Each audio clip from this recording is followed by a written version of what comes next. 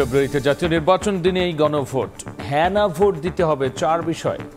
জাতির উদ্দেশ্যে প্রধান উপদেষ্টা, দলগুলো ঐক্যবদ্ধ না থাকলে মহাবিপদের শঙ্কা। একই দিনে নির্বাচন ও গণভোটের সিদ্ধান্তকে সাধুবাদ জানালো বিএনপি। সংকট বাড়ার আশঙ্কা দেখছে জামাত।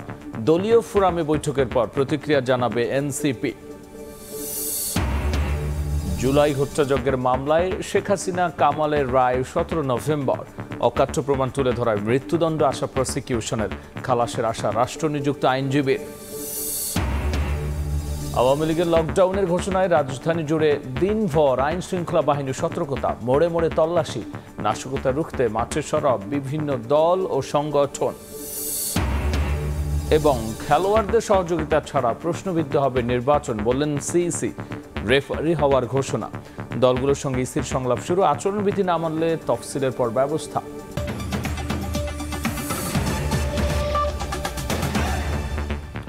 প্রবাসের সময় সঙ্গে আছি আমি গোলাম রাব্বি। ফেব্রুয়ারির প্রথমার্ধে জাতীয় নির্বাচনের দিনই হবে গণভোট।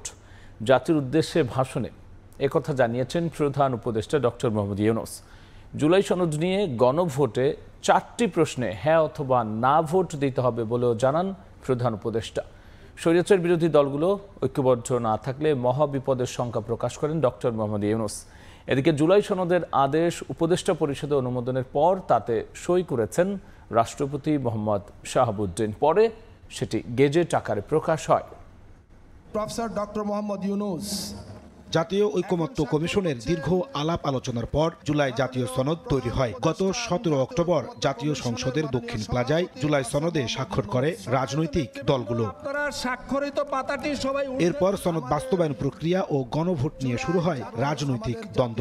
জাতীয় ঐকমত্য কমিশনের সুপারিশকৃত প্রক্রিয়া নিয়ে তীব্র বিরোধিতা শুরু করে রাজনৈতিক দলগুলো। জাতীয় নির্বাচনের আগেই গণভোট আর সনদের আইনি ভিত্তির দাবিতে রাজপথের কর্মসূচি পালন করছে জামায়াত সহ 8 দল। বৃহস্পতিবার সকালে প্রধান উপদেষ্টার কার্যালয়ে উপদেষ্টা পরিষদের বৈঠক অনুষ্ঠিত হয়। প্রধান উপদেষ্টা ডক্টর মোহাম্মদ ইউনূসের সভাপতিত্বে বৈঠকে উপস্থিত ছিলেন অন্যরাও। সেখানে জুলাই জাতীয় সনদ বাস্তবায়ন আদেশ 2025-এর অনুমোদন দেয় উপদেষ্টা পরিষদ। এর আগে এদিন দুপুরে সনদের সারসংক্ষেপ স্বাক্ষর করে রাষ্ট্রপতির কাছে পাঠানো হয়। পরে সনদে স্বাক্ষর করেন রাষ্ট্রপতি মোহাম্মদ শাহাবুদ্দিন। ব্যালটে উপস্থাপনীয় প্রশ্ন পরে সব আলোচনা সমালোচনা উপেক্ষা করে এগিয়ে আসে অন্তর্বর্তী সরকার। বৃহস্পতিবার দুপুরে জাতির উদ্দেশ্যে ভাষণ দেন ডক্টর মোহাম্মদ ইউনূস। 13 মিনিটের সংক্ষিপ্ত ভাষণে প্রধান উপদেষ্টা জানান 2026 সালের ফেব্রুয়ারির প্রথমার্ধে জাতীয় নির্বাচন ও গণভোট একই দিনে অনুষ্ঠিত হবে। গণভোটে 4টি প্রশ্নে হ্যাঁ না অপশনে উত্তর নেওয়া হবে। আমরা সকল বিষয় বিবেচনা করে সিদ্ধান্ত নিয়েছি যে আগামী জাতীয় সংসদ নির্বাচনের দিনেই গণভোটের আয়োজন করা হবে। জাতীয় নির্বাচনের মতো গণভোটও ফেব্রুয়ারির প্রথমার্ধে একই দিনে অনুষ্ঠিত হবে। সনদের প্রয়োজনীয়তা, নীতি ও লক্ষ্য নিয়ে রাজনৈতিক দলগুলোর মধ্যে বড় ধরনের কোনো মতবিরোধ নেই উল্লেখ করে ডক্টর মোহাম্মদ ইউনূস বলে, এতে এগিয়ে যেতে সাহসী হবে জাতি। রাজনৈতিক দলগুলোর প্রকাশ্য বক্তব্য যতখানি পরস্পর বিরোধী অবস্থানে আছে বলে মনে হয়, জুলাই সনদ সঠিকভাবে বিশ্লেষণ করলে ততখানি মত পার্থক্য দেখা যায় না। এটি আমাদের অনন্য অর্জন। এতে জাতি এগিয়ে যেতে সাহসী হয়। লিখিত বক্তব্যে প্রধান উপদেষ্টা বলেন, আগামী সংসদে একটি সংবিধান সংস্কার পরিষদ গঠিত হবে, যারা 180 দিনের মধ্যে সংবিধান সংস্কার করবে এবং 30 দিনের মধ্যে সংসদে উচ্চ কক্ষ গঠন করবে। গণভোটের সংখ্যাগরিষ্ঠ ভোট হ্যাঁ সূচক হলে আগামী সংসদ নির্বাচনে নির্বাচিত প্রতিনিধি নিয়ে একটি সংবিধান সংস্কার পরিষদ গঠিত হবে। এই প্রতিনিধিগণ একই সাথে জাতীয় সংসদের সদস্য হিসেবে দায়িত্ব পালন করবেন। পরিষদ তার প্রথম অধিবেশন শুরুর তারিখ হতে 180 কার্যদিবসের মধ্যে সংবিধান সংস্কার করবে। সংবিধান সংস্কার সম্পন্ন হওয়ার পর 30 কার্যদিবসের মধ্যে সংসদ নির্বাচনে প্রাপ্ত ভোটের সংখ্যানুপাতে উচ্চকক্ষ গঠন করা হবে। এর মেয়াদ হবে নিম্নকক্ষের শেষ কার্যদিবস পর্যন্ত। দেশ জাতির বৃহত্তর স্বার্থে এই সিদ্ধান্ত রাজনৈতিক দলগুলো মেনে নেবে বলে আশাবাদ ব্যক্ত করে প্রধান উপদেষ্টা বলেন, এর মাধ্যমে এক নতুন বাংলাদেশের যাত্রা শুরু হলো। আগামী ফেব্রুয়ারিতে সুষ্ঠু নির্বাচন অনুষ্ঠানের বিষয়ে অভ্যুত্থানের সপক্ষে রাজনৈতিক দলগুলোকে অবশ্যই ঐক্যবদ্ধ থাকতে হবে। তা না হলে জাতি এক মহা বিপদের সম্মুখীন হবে। নাজমুস সালেহী, সময় সংবাদ, ঢাকা।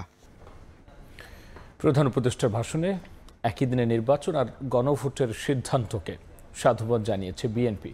রাতে রাজধানীর গুলশানের স্থায়ী কমিটির বৈঠক শেষে সংবাদ সম্মেলনে দ্রুত নির্বাচন আয়োজনে সরকার আর নির্বাচন কমিশনের প্রতি আহ্বান জানিয়েছেন দলটির মহাসচিব মির্জা ফখরুল ইসলাম আলমগীর। পৌঁছতে পারবো যাতে করে ঐক্যমত্য কমিশনের দীর্ঘ আলোচনায় জুলাই সনদ নিয়ে দলগুলোর ঐক্য হলেও গণভোটের সময় ও নির্বাচনের পরিবেশ নিয়ে চলে পাল্টাপাল্টি বক্তব্য। নিজেদের দাবি দেওয়া নিয়ে মাঠেও সরব দলগুলো। এ অবস্থায় জাতীয় নির্বাচনের দিনই জুলাই সনদ বাস্তবায়নে গণভোট আয়োজনের সময় চূড়ান্ত করল সরকার। জাতীয় নির্বাচনের মতো গণভোটও ফেব্রুয়ারির প্রথমার্ধে একই দিনে অনুষ্ঠিত হবে। এ নিয়ে বৃহস্পতিবার রাতে গুলশানে বিএনপি চেয়ারপারসন কার্যালয়ে বৈঠকে বসে স্থায়ী কমিটির সদস্যরা। বৈঠক শেষে ফেব্রুয়ারিতে নির্বাচন ও গণভোটের ঘোষণায় প্রধান উপদেষ্টাকে সাধুবাদ জানান দলটির মহাসচিব মির্জা ফখরুল ইসলাম আলমগীর।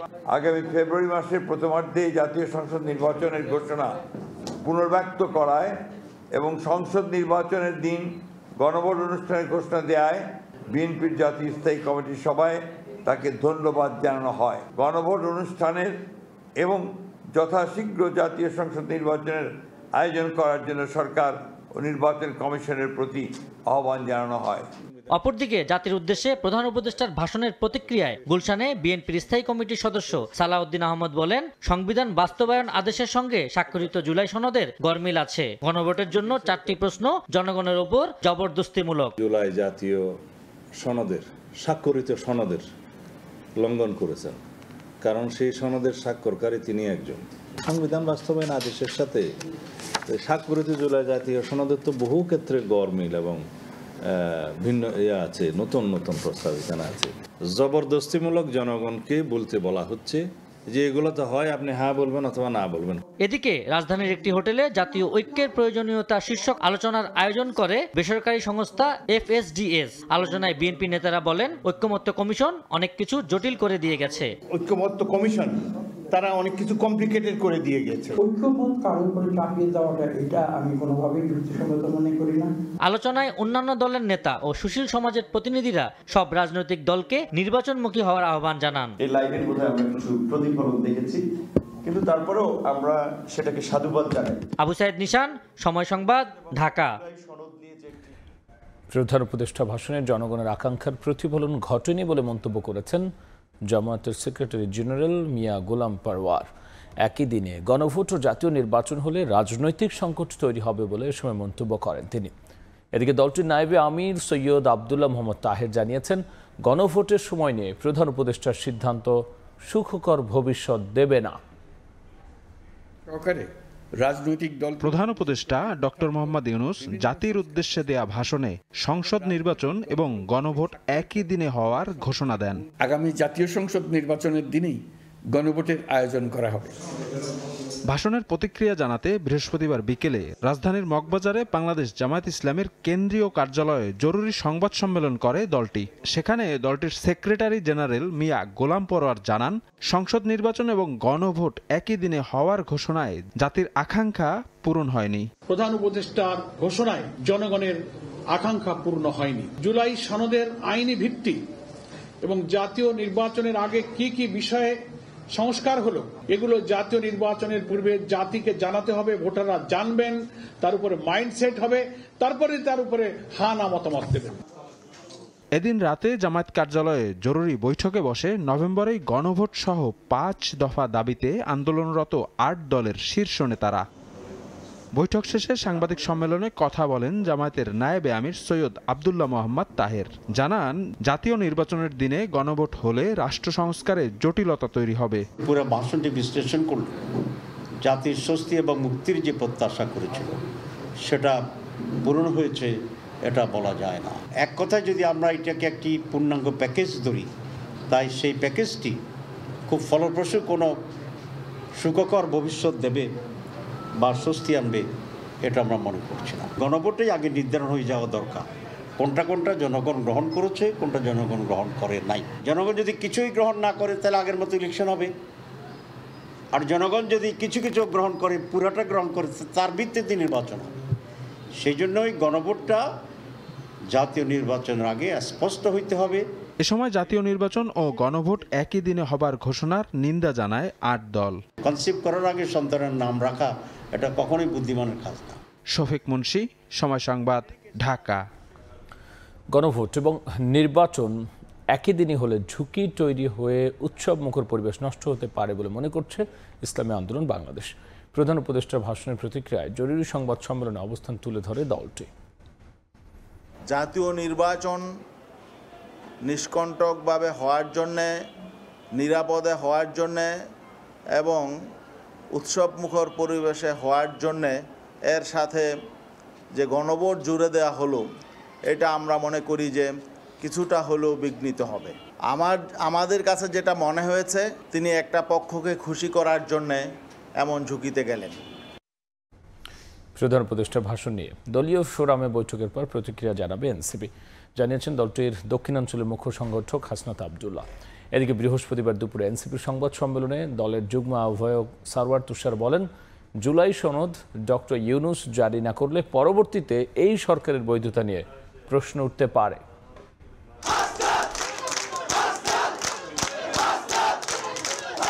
বৃহস্পতিবার সন্ধ্যায় দলীয় কর্মীদের নিয়ে বাংলা মোটর কার্যালয়ে আসেন এনসিপির দক্ষিণাঞ্চলের মুখ্য সংগঠক হাসনাত আবদুল্লাহ। সংগ্রহ করেন কুমিল্লা 4 আসনের মনোনয়ন ফরম।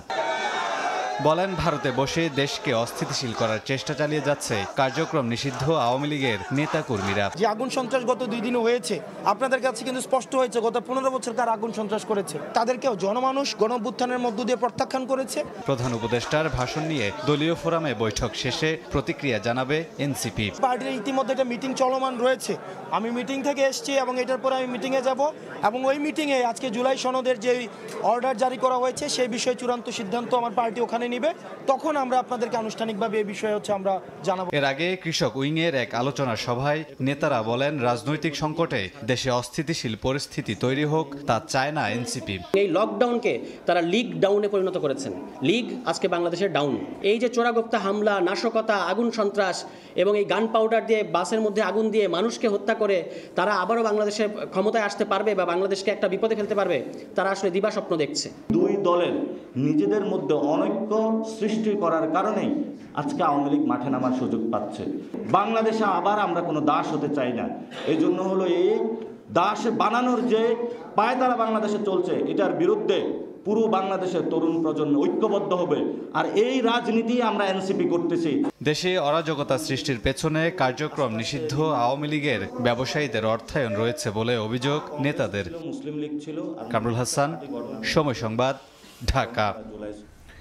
প্রবাসের সময় আরও থাকছে। হাইকোর্ট এলাকায় ড্রাম থেকে একজনের খণ্ডিত মরদেহ উদ্ধার। রাজশাহীতে বিচারকের বাড়িতে ঢুকে স্ত্রী সন্তানকে ছুরিকাঘাত, প্রাণ গেল ছেলের, অভিযুক্ত আটক। কি লিক নিয়ে চিন্তিত?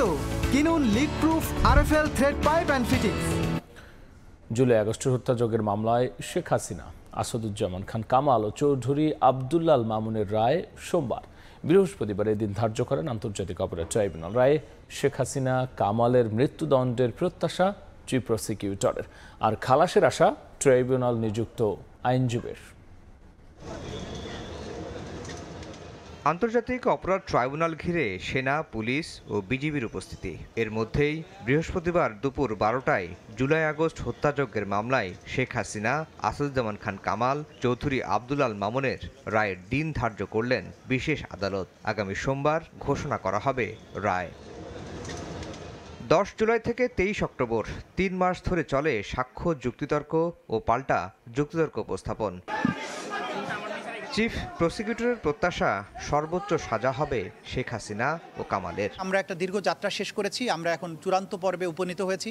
আশা করছি ইনশাআল্লাহ 17 নভেম্বর আদালত তার সুবিবেচনা, তার প্রজ্ঞা প্রয়োগ করবেন এবং এই জাতির যে বিচারের জন্য আকাঙ্ক্ষা, যে তৃষ্ণা, সেটার প্রতি তারা সুবিচার করবেন এবং একটি সঠিক রায়ের মাধ্যমে বাংলাদেশে সংগঠিত মানবতা বিরোধী অপরাধের একটা ইতি ঘটাবেন এবং ভবিষ্যতের জন্য এই রায়টি ইনশাআল্লাহ দৃষ্টান্ত হয়ে থাকবে। তেমন একটি রায় আমরা প্রত্যাশা করছি। আমাদের পক্ষ থেকে প্রেয়ার হচ্ছে যে এই অপরাধের দায়ে আসামিদের জন্য সর্বোচ্চ সাজা দেওয়া হয়। হাসিনা, কামালের পক্ষে ট্রাইব্যুনাল নিযুক্ত আইনজীবী বলছেন, নানা সীমাবদ্ধতা ও সাক্ষ্য প্রমাণে অসঙ্গতি থাকায় খালাস পাবেন হাসিনা, কামাল। আমার কিছু সীমাবদ্ধতা ছিল, এই সীমাবদ্ধতা আমার ক্লায়েন্টরা অনুপস্থিত থাকার কারণে সব কিছু মিলিয়ে দালিলিক সাক্ষ্য সেসব জায়গায় আমি কন্ট্রোভার্সি ক্রিয়েট করার চেষ্টা করেছি এবং বিভিন্ন সময় দাঁড়িয়ে সাক্ষীর উপরেও কন্ট্রোভার্সি ক্রিয়েট হয়েছে বলে আমি বিশ্বাস করি। সব কিছু মিলিয়ে আমি বিশ্বাস করি আমার আসামিদ্বয় খালাস পাবে। জুলাই আগস্টের গণঅভ্যুত্থানের পর প্রথম কোনো মামলার রায় ঘোষণা করতে যাচ্ছে আন্তর্জাতিক অপরাধ ট্রাইব্যুনাল। এবছরই অন্তত আরও 2টি মামলার রায় হওয়ার কথা রয়েছে। আফজাল হোসেন, সময় সংবাদ, ঢাকা। কার্যক্রম নিষিদ্ধ আওয়ামী লীগের লকডাউন কর্মসূচি ঘিরে রাজধানীকে দিনভর নিরাপত্তার চাদরে ঢেকে রাখে আইন শৃঙ্খলা বাহিনী। রাজধানীতে মোতায়েন করা হয় আইন শৃঙ্খলা বাহিনীর 12,000-এরও বেশি সদস্য। লকডাউনের নামে নাশকতার চেষ্টা হলে কঠোর ব্যবস্থার হুঁশিয়ারি দেন ডিএমপি কমিশনার। রাস্তায় দাঁড়ানো সাজোয়া যান, পাশে অবস্থান বিজিবি সদস্যদের। রাজধানীর বিভিন্ন পয়েন্টে দায়িত্বে এমন 14 প্লাটুন বিজিবি। কার্যক্রম নিষিদ্ধ আওয়ামী লীগের লকডাউন ঘিরে নাশকতা ঠেকাতে বিজিবির পাশাপাশি টহল দেয় সেনাবাহিনীও। রাজধানীতে 70টি টহল, 40টি চেকপোস্ট বসিয়েছে র্যাব। পাশাপাশি আছে গোয়েন্দা নজরদারি। নাশকতার তথ্য পেলেই চলছে অভিযান। দায়িত্ব পালন করছে 4000 সদস্য। জনগণকে সাথে রেখে প্রতিরোধ করা, মানুষের স্বাভাবিক জীবনে স্বস্তি রাখা, যারা অফিস গোয়িং বা হসপিটালে যাচ্ছে, নিত্যপণ্য ক্রয় বিক্রয় বা ওষুধ ক্রয়, এই যে স্বাভাবিক জনজীবন, এখানে আমাদের কিছু কার্যক্রম আছে। এই রুটিন মাফিক আমরা এই কার্যক্রম শক্ত হতে দেখছি। রাজধানীর মোড়ে মোড়ে অবস্থান নিয়েছে পুলিশও। অস্থায়ী চেকপোস্টে চলে তল্লাশি। ডিএমপি বলছে অপ্রীতিকর পরিস্থিতি রোধে নিয়মিতদের পাশাপাশি মাঠে অতিরিক্ত 7000 সদস্য। অপরাধীদের উদ্দেশ্যে কঠোর বার্তা তার। মানুষের জানমালের নিরাপত্তা বিধানের জন্য আমাদের পুলিশের যা যা করণীয় আমরা তাই করতেছি এবং এটা একেবারে নিয়মিত কাজেরই একটা অংশ। আমরা আমাদের যেমন ফুট পেট্রোল আছে, মোবাইল পেট্রোলিং আছে, মোটরসাইকেল পেট্রোলিং আছে, চেকপোস্ট আছে, এইসবের মাধ্যমে আমরা মানুষের জানমালের নিরাপত্তা বিধান নিশ্চিত করতেছি। এদিকে ধানমন্ডি 32 নম্বর সহ রাজধানীর বিভিন্ন জায়গায় আওয়ামী লীগ ও এর অঙ্গ সংগঠনের নেতাকর্মী সন্দেহে 6 জনকে মারধর করে পুলিশে সোপর্দ করেছে বিক্ষুব্ধ জনতা। মাসুদুর রহমান, সময় সংবাদ, ঢাকা। কার্যক্রম নিষিদ্ধ আওয়ামী লীগের লকডাউন ঘিরে নাশকতা ঠেকাতে দিনভর রাজপথে ছিলেন বিভিন্ন রাজনৈতিক দল আর সংগঠনের নেতাকর্মীরা। অরাজকতা তৈরির চেষ্টা করলে একসঙ্গে প্রতিহতের ঘোষণা দেন তারা।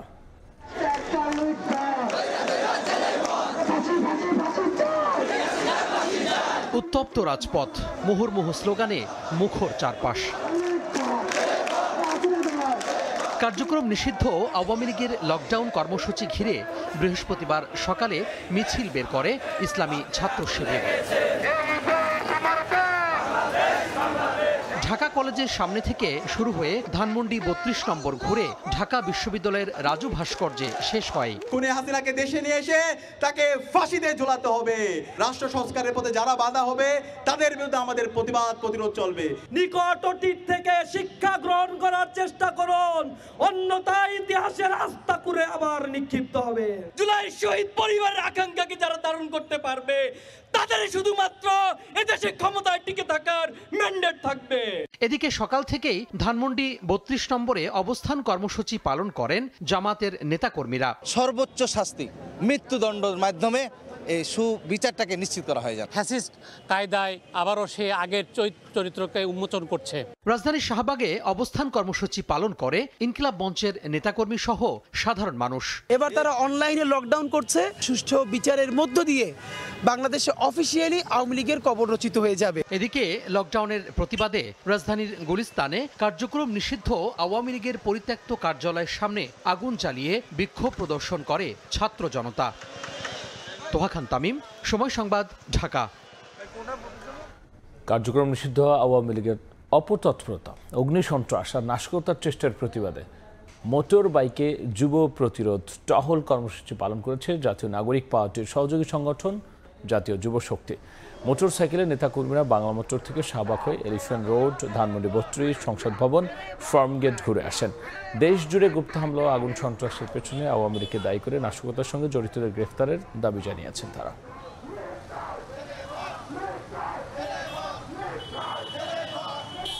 রাজনৈতিক দলগুলো নির্বাচনে খেলবে আর রেফারির ভূমিকা থাকবে নির্বাচন কমিশন। তবে দলগুলো সহযোগিতা না করলে নির্বাচন প্রশ্নবিদ্ধ হবে বলে মন্তব্য করেছেন সিইসি AMM নাসির উদ্দিন।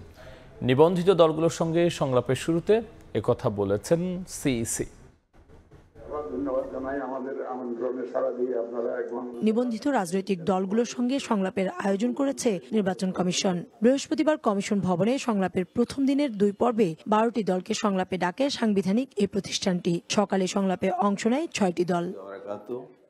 সংলাপের শুরুর দিনই নির্বাচন কমিশনের উদাসীনতা নিয়ে প্রশ্ন তুললেন জমিয়তে ওলামায়ে ইসলাম বাংলাদেশের নেতা। জাতীয় নির্বাচনের আগে যদি আরেকটা নির্বাচন কমিশনের উপরে চাপিয়ে দেওয়া হয়, তো এই নির্বাচন কমিশনের পক্ষে এটা চালিয়ে যাওয়া এটা কঠিন ব্যাপার হয়ে যাবে। রাজনৈতিক দলগুলোতে 33% নারী নেতৃত্ব না রাখার বিধান, জোটে নির্বাচন করলেও নিজ দলের প্রতীকে ভোটের বিধান থেকে সরে আসার দাবি জানান তারা। ইসলামী দলগুলোর জন্য কঠিন হয়ে যায় 33% মহিলা সদস্য কমিটিতে রাখা। পরে রাজনৈতিক দলগুলোর সহযোগিতা চেয়ে কমিশনাররা বলেন, আস্থা পুনরুদ্ধারে সর্বোচ্চ চেষ্টা করছে কমিশন। আমাদের পক্ষ থেকে উদাত্ত আহ্বান থাকবে, আমরা যেই অবস্থানে রয়েছি সেই অবস্থান থেকে আমাদেরকে সহযোগিতা করে। এর আগে সংলাপের শুরুতেই বক্তব্য রাখেন প্রধান নির্বাচন কমিশনার AMM নাসিরউদ্দিন। বলেন, রাজনৈতিক দলগুলো সহযোগিতা না করলে প্রশ্নবিদ্ধ হবে নির্বাচন। আরও বলেন, রাজনৈতিক দলগুলো নির্বাচনে খেলবে আর রেফারির ভূমিকায় থাকবে ইসি। প্রকৃত অর্থে একদম নিরপেক্ষ রেফারির ভূমিকায় আমরা থাকতে চাই। বিকেলে বাংলাদেশ কমিউনিস্ট পার্টি সহ 6টি দলের সঙ্গে সংলাপ হওয়ার কথা রয়েছে। কাউসার চৌধুরী কুমু, সময় সংবাদ, ঢাকা। হাইকোর্ট এলাকায় জাতীয় ঈদগাহ মাঠের সামনে থেকে 2টি ড্রাম থেকে এক ব্যক্তির খণ্ডিত মরদেহ উদ্ধার করা হয়েছে। পুলিশ জানায়, বৃহস্পতিবার দুপুর 2টার দিকে কে বা কারা একটি ভ্যানে করে ড্রাম 2টি ফেলে রেখে যায়। এরপর ভেতর থেকে দুর্গন্ধ ছড়ালে স্থানীয়রা পুলিশকে খবর দেন। রাজধানীতে জাতীয় ঈদগাহ মাঠের পাশের ফুটপাত, 2টি নীল রঙের ছোট ড্রাম ঘিরে জটলা।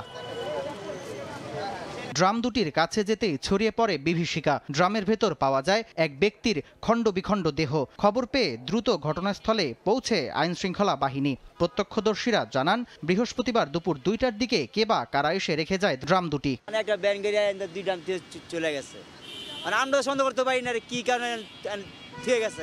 ঘটনাস্থলে আসে সিআইডি, সংগ্রহ করে আলামত। পুলিশ জানায়, সিসিটিভি ফুটেজ বিশ্লেষণ করে রহস্য উদ্ঘাটনের চেষ্টা চলছে। অজ্ঞাত ব্যক্তির লাশ টুকরো টুকরো আকারে অনেকগুলো টুকরো করা, এর মধ্যে মুখমণ্ডলটা পরিষ্কার আছে, ওখানে কোনো স্পষ্ট বোঝা যাচ্ছে আর কি। তারপরে হাত পা সব কাটা, এরকম একটা লাশ আমরা এখানে পাইছি। কে বা কারা কিভাবে নিয়ে আসলো, এটা তো প্রত্যক্ষদর্শী এবং সিসি ক্যামেরা এই দুটোই আমরা মিলাবো। তো মিলানোর পরে আস্তে আস্তে আমরা আসলে এটা ইনভেস্টিগেশন করলে আমরা বুঝতে পারব। নিহত ব্যক্তি রংপুরের বাসিন্দা আশরাফুল হক। প্রাথমিক তদন্তে এমনটা ধারণা সিআইডির। সামদানি প্রত্যয়, সময় সংবাদ, ঢাকা। বিজ্ঞান প্রযুক্তি উদ্ভাবনী খাতে শিশু কিশোরদের মেধা বিকাশে জাতীয় প্রতিযোগিতা আয়োজনের নির্দেশ দিয়েছেন প্রধান উপদেষ্টা ডক্টর মোহাম্মদ ইউনূস। নতুন কুড়ি বিজয়ীদের হাতে পুরস্কার তুলে দিয়ে কথা বলেছেন তিনি। এ সময় 20 বছর পর নতুন কুড়ি চালুর মাধ্যমে শিশু কিশোররা নিজেদের আবিষ্কারের সুযোগ পেয়েছে বলে মন্তব্য করেন প্রধান উপদেষ্টা। জাতীয় পর্যায়ে শিশু কিশোরদের মেধা বিকাশে 1976 সালে চালু হয় নতুন কুড়ি প্রতিযোগিতা। দীর্ঘ 30 বছর পর 2005 সালে বন্ধ হয়ে যায় শিশু কিশোরদের মেধা যাচাইয়ের সবচেয়ে বড় রিয়ালিটি শো। মাননীয় প্রধান উপদেষ্টার হাত থেকে পুরস্কার গ্রহণ করবে প্রেয়স চক্রবর্তী। দীর্ঘ 20 বছর পর 2025 সালে নতুন করে আবার নতুন কুড়ি প্রতিযোগিতা চালু করে তথ্য ও সম্প্রচার মন্ত্রণালয়। বৃহস্পতিবার নিজ কার্যালয়ে বিজয়ীদের হাতে পুরস্কার তুলে দেন প্রধান উপদেষ্টা ডক্টর মোহাম্মদ ইউনূস। প্রধান অতিথির বক্তব্যে ডক্টর ইউনূস বলেন, 20 বছর পর নতুন করে এই প্রতিযোগিতা চালু করা ঐতিহাসিক ব্যাপার। এর মাধ্যমে শিশু কিশোররা নতুন করে নিজেদের আবিষ্কারের সুযোগ পেয়েছে। এটা একটা বিরাট ঘটনা এই শিশুর জীবনে, কিশোরের জীবনে তাকে আরো উৎসাহিত করবে, পরের বারেও যেন ভালো করতে পারে, এর চাইতে উপরে যেতে পারে, সেই উৎসাহ ধরে রেখে তার নিজেকে নিজে আবিষ্কার করবে। এটা পুরো জিনিসটা হলো নিজেকে আবিষ্কার করা। এই প্রতিযোগিতাটা আবিষ্কার করার সুযোগ সৃষ্টি করে দিল। শুধু সংস্কৃতি চর্চা নয়, বিজ্ঞান প্রযুক্তি ও উদ্ভাবনী ক্ষেত্রে শিশু কিশোরদের মেধা বিকাশে জাতীয় পর্যায়ে প্রতিযোগিতা আয়োজনের নির্দেশনা দেন তিনি। প্রযুক্তির প্রতিযোগিতা, এই বয়সে কে কি প্রযুক্তি প্রয়োগ করছে এবং সেটা সে নতুন একটা চমক দিচ্ছে, তা সেই প্রযুক্তিকে বুঝতে পারছে এবং সেটাকে প্রয়োগ করছে। তার জন্য প্রতিযোগিতা, কী কী জিনিস এই প্রযুক্তি, তখন স্কুলে বিভিন্ন জায়গায় শুরু হবে প্রযুক্তির প্রতিযোগিতা, কে কে আসবে, আমরা সব দিক থেকে আনতে চাই। শুধু দেশে নয়, বাংলাদেশের তরুণদের বিশ্ব সেরা হওয়ার তাগিদ দেন প্রধান উপদেষ্টা ডক্টর মোহাম্মদ ইউনূস। নিজে নিজে সে চ্যালেঞ্জ গ্রহণ করছে। নাজমুস সালেহী, সময় সংবাদ, ঢাকা। বেসামরিক বিমান ও ট্রাভেল এজেন্সি নীতিমালা সংশোধন অধ্যাদেশ চূড়ান্ত খসড়া অনুমোদন দিয়েছে অন্তর্বর্তী সরকার। বৃহস্পতিবার উপদেষ্টা পরিষদের বৈঠকে সিদ্ধান্ত হয়। খসড়া অধ্যাদেশ অনুযায়ী টিকিটের মূল্য নির্ধারণের জন্য আইন সংশোধন করা হয়েছে। সংশোধিত আইনে প্রতারণা ও হয়রানি রোধে 10 লাখ টাকা অর্থদণ্ড ও 1 বছর জেলের বিধান রাখা হয়েছে। এ নিয়ে সচিবালয়ে এক ব্রিফিংয়ে বেসামরিক বিমান পরিবহন ও পর্যটন উপদেষ্টা শেখ বশিরউদ্দিন বলেন, আইনি দুর্বলতার কারণে গত 16 বছরে দুর্বৃত্তায়নের শিকার হয়েছিলেন বিদেশগামীরা। অধ্যাদেশ জারির মাধ্যমে যাত্রীর অধিকার ও সেবা নিশ্চিত হবে। তিনি বলেন, সম্পূর্ণ অযৌক্তিক দামে টিকিট কেনেন ক্রেতারা। নতুন আইন অনুযায়ী একটি ট্রাভেল এজেন্সি আরেকটি ট্রাভেল এজেন্সির কাছে টিকিট বিক্রি করতে পারবে না। এতে টিকিট বিক্রির মাধ্যমে বিদেশে টাকা পাচার বন্ধ হবে।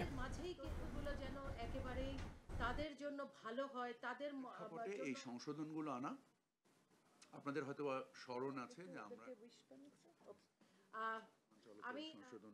যে আমরা একটা পরিপত্র জারি করেছিলাম যে আমরা টিকিটের মধ্যে যেন মূল্য লেখা হয়, কিন্তু দুঃখজনকভাবে আমাদের এই জিনিসও আমরা বাস্তবায়ন করার ক্ষেত্রে আমরা দেখেছি যে কেউ এটা লিখছে না। এই সামগ্রিক বিবেচনায় আমরা এই আইন এবং এই সংশোধনগুলো আজকে উপদেষ্টা পরিষদে দেওয়া হলে মূল লক্ষ্য হচ্ছে যাত্রীর অধিকার বা যাত্রীর সেবা নিশ্চিত করা। গল্পের জাদুকর হুমায়ুন আহমেদের ৭৭তম জন্মদিন উদযাপিত হল গাজীপুরের নুহাশপল্লীতে। দূর দূরান্ত থেকে ভক্তরা এসেছেন প্রিয় লেখককে শ্রদ্ধা জানাতে। তার সৃষ্ট চরিত্র, সংলাপ, গানে আজও তাকে খুঁজে ফেরে পাঠক হৃদয়। বিস্তারিত ফারদিন মাজহারের রিপোর্টে।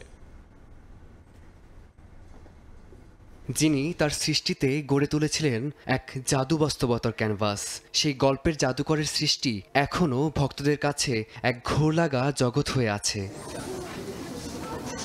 নুহাশপল্লী সমাধিতে শ্রদ্ধা জানানোর পর কেক কাটার মাধ্যমে হুমায়ুন আহমেদের জন্মদিন উদযাপন করেন লেখকের সহধর্মিণী মেহের আফরোজ শাওন ও তার পুত্ররা। উনি অসম্ভব স্বপ্নবান মানুষ ছিলেন। শুধুমাত্র হুমায়ুন আহমেদের কারণেই আমি এখনও হুমায়ুন আহমেদের সব কিছু না হলেও অল্প কিছু স্বপ্ন আমি সফল করতে চাই এখনও। হুমায়ুন আহমেদের প্রতিষ্ঠা করা স্কুল শহীদ স্মৃতি বিদ্যাপীঠ হুমায়ুন আহমেদ যে জায়গায় রেখে গিয়েছিলেন তার চেয়ে অন্তত 5 ধাপ এগিয়ে গেছে। আমি চাই যে আমার বাবার লেগাসিটা ক্যারি অন করার জন্য আমি কোনো না কোনো কিছু একটা লিখব, কিন্তু বাবার মতন লেখক হওয়াটা সেটা আসলে খুব বেশি ইচ্ছা নাই। হুমায়ুন আহমেদের ভক্ত অনুরাগীরা নুহাশপল্লীর মাটিতেই খুঁজে ফেরেন গল্পের জাদুকরকে। তার অস্তিত্ব যেন এখনও মিশে আছে নুহাশপল্লীর পুরো আঙিনায়। উনি আমাদের কাছে আছে, চিরন্তন উনি আছে, উনি আমাদের মাঝে অনেক দিন বেঁচে থাকুক, 1000 বছর বেঁচে থাকুক, সেটা আমরা চাই। মিসির আলীর যে ক্যারেক্টারটা খুবই বুদ্ধিমান, বিচক্ষণ একজন মানুষ। এখানে শেখার মতো অনেক কিছু আছে। একজন বিচক্ষণ ব্যক্তি পারেন এরকম একটা ক্যারেক্টার তৈরি করতে। একটা মানুষের কথা যে এতটুকু হৃদয় ছুঁয়ে দিতে পারে একমাত্র ওনার বইগুলো পড়লেই বোঝা যায়। স্কুলের শিশুরাও এসেছে হিমু, মিসির আলী কিংবা রূপার গল্প জানার কৌতূহল নিয়ে। জীবনের আনন্দ, বেদনা অথবা নিঃসঙ্গ জ্যোৎস্নায় ভক্ত অনুরাগীরাই হয়ে ওঠেন তার সৃষ্ট কোনো অমর চরিত্র, যার মাধ্যমে চিরভাস্বর হয়ে ওঠেন হুমায়ুন আহমেদ। ফারদিন মাজহার, সময় সংবাদ, গাজীপুর।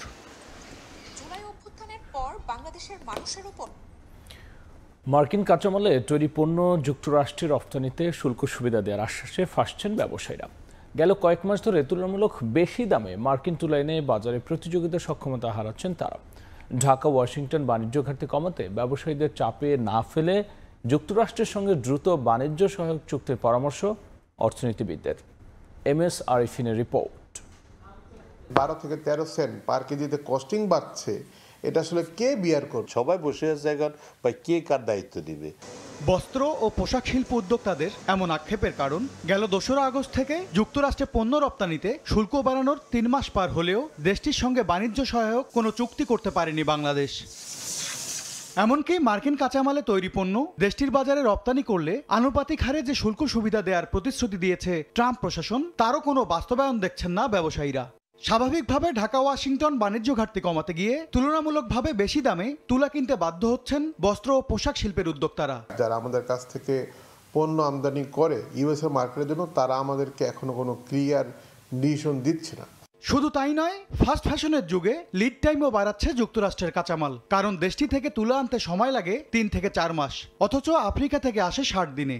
এই অবস্থায় নীতি সহায়তা ছাড়া মার্কিন তুলা আমদানিতে আগ্রহ হারাচ্ছেন উদ্যোক্তারা। আমেরিকান কটন ইউজ করলে যদি আমাকে ইনসেন্টিভ দেওয়া হয়, তাহলে কিন্তু এটা কাজে লাগাইতে পারবো।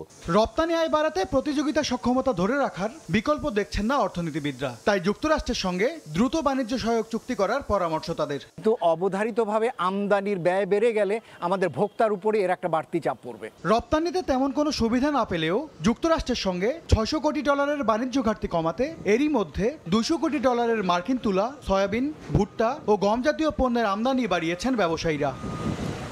MS আরিফিন, সময় সংবাদ, ঢাকা।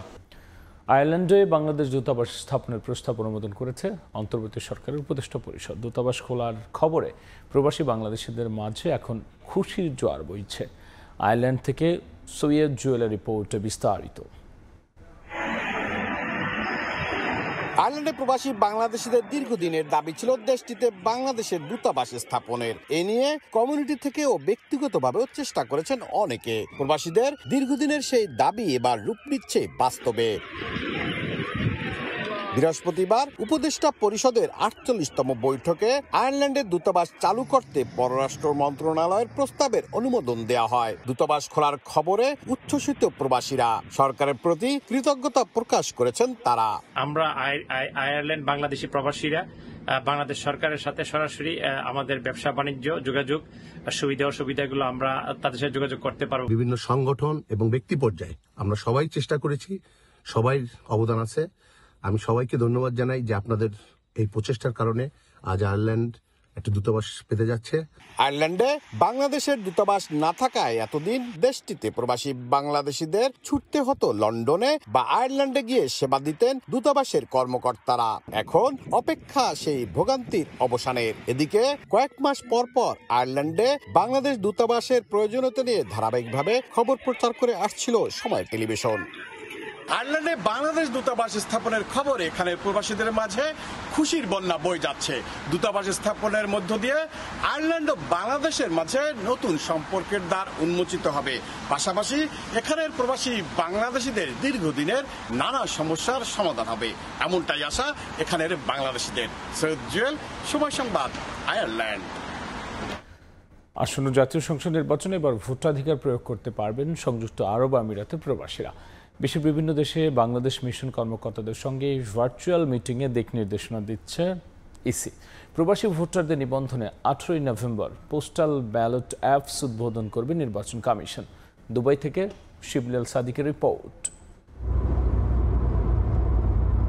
অবশেষে আসন্ন জাতীয় সংসদ নির্বাচনে প্রবাসীরা পোস্টাল ব্যালটের মাধ্যমে পছন্দের প্রার্থীকে ভোট দিতে পারবেন। প্রবাসীদের ভোটাধিকার নিশ্চিতে 18 নভেম্বর একটি অ্যাপস চালু করতে যাচ্ছে কমিশন। এরই মধ্যে প্রবাসীদের ভোট গ্রহণ প্রক্রিয়া সহজ করতে বিভিন্ন দেশে অবস্থিত বাংলাদেশ মিশনের সঙ্গে আলোচনা করেছে নির্বাচন কমিশন। বৃহস্পতিবার আমিরাত থেকে বাংলাদেশ দূতাবাস এবং বাংলাদেশ কনসুলেট দুবাইয়ের কর্মকর্তারা এই অনুষ্ঠানে অংশ নেন ভার্চুয়ালি। আজকে আমাদের একটা সভা হলো নির্বাচন কমিশনের সাথে, যেখানে আমাদের এই অঞ্চলের যে আমাদের দূতাবাস এবং কনসুলেটগুলো ছিল তারা সংযুক্ত ছিলেন। পাশাপাশি সেই সমস্ত দেশে যে আমাদের যে সম্মানিত প্রবাসীরা বসবাস করেন তাদেরও প্রতিনিধি আজকে এই সভায় উপস্থিত ছিলেন। তো সভায় আসলে যেভাবে আমাদের ভোটদান প্রক্রিয়া, বিশেষ করে প্রবাসীরা যেভাবে ভোটদান করবেন সেই প্রক্রিয়া নিয়ে বিস্তারিত আলোচনা করা হয় এবং কি কি চ্যালেঞ্জ আছে সেই চ্যালেঞ্জগুলোকে কিভাবে নিরসন করা যায় সেই বিষয়টা নিয়েও আলোকপাত করা হয়।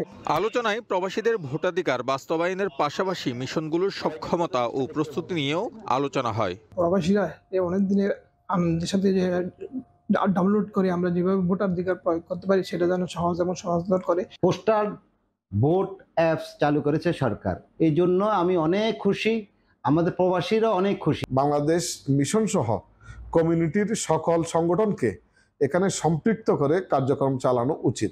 নির্বাচন কমিশনের এই উদ্যোগকে স্বাগত জানিয়েছেন প্রবাসী বাংলাদেশিরা। নির্বাচন কমিশন যে উদ্যোগটা নিছে সেই উদ্যোগের মাধ্যমে আমরা ভোটার হয়ে আমরা সকলে স্বতঃস্ফূর্তভাবে আমরা ভোটের অংশগ্রহণ করব। আমরা আসলে দেশের অর্থনীতিতে অবদান রাখি, কিন্তু দেশের উন্নয়নে, দেশের এই পট পরিবর্তনে আমাদের ভূমিকা থাকে না। এটি আমাদের জন্য একটা বিশাল সুযোগ। অনেক প্রবাসীর দাবি, বায়োমেট্রিক পদ্ধতিতে অনলাইন ভোটিং চালু করা হলে প্রবাসীরা আরও বেশি সুফল পেতেন।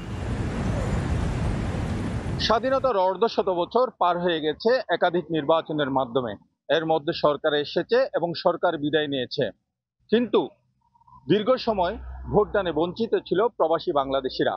আসন্ন জাতীয় সংসদ নির্বাচনে প্রবাসীদের ভোট নতুন বাংলাদেশের সূচনা করবে, এটাই বাস্তবতা। শিবলি আল সাদিক, সময় সংবাদ, সংযুক্ত আরব আমিরাত। পাকিস্তানের সিনেটে পাশ হল সংবিধানের বিতর্কিত ২৭তম সংশোধনী বিল। এতে দেশটির প্রতিরক্ষা খাতে আরও ক্ষমতার অধিকারী হলেন সেনাপ্রধান। সেনা, নৌ ও বিমান বাহিনীর চিফ অফ ডিফেন্স ফোর্স হিসেবে ক্ষমতা পাচ্ছেন সেনাপ্রধান। এছাড়াও ফিল্ড মার্শাল মর্যাদা এবং আইনগত দায়মুক্তি নিশ্চয়তা থাকবে তার ঝুলিতে। এ কারণে কোনো অপরাধ কিংবা প্রশাসনিক অভিযোগেও তিনি দায়ীও থাকবেন না। একই সঙ্গে বিচারপতি নিয়োগের ক্ষমতা যাচ্ছে সরকার ও রাষ্ট্রপতির কাছে। বিরোধী দল পিটিআই এর অভিযোগ, এতে গণতন্ত্র ও বিচার ব্যবস্থার মৃত্যু হয়েছে।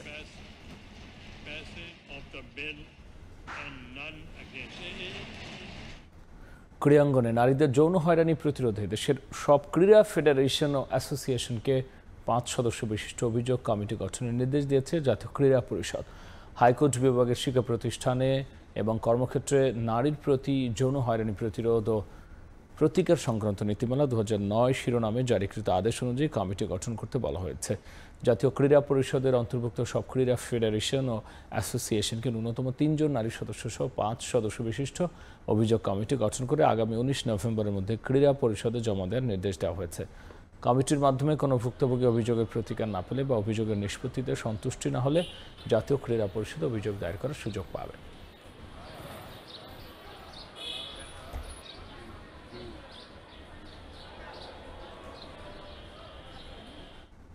এ পর্যায়ে শীর্ষ সংবাদ জানিয়ে দিচ্ছে আরও একবার।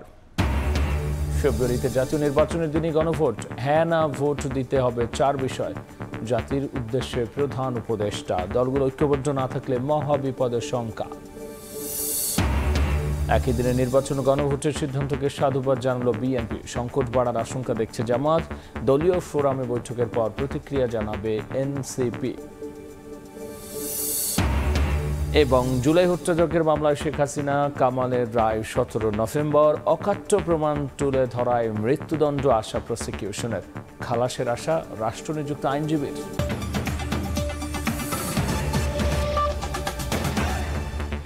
এই ছিল প্রবাসের সময়।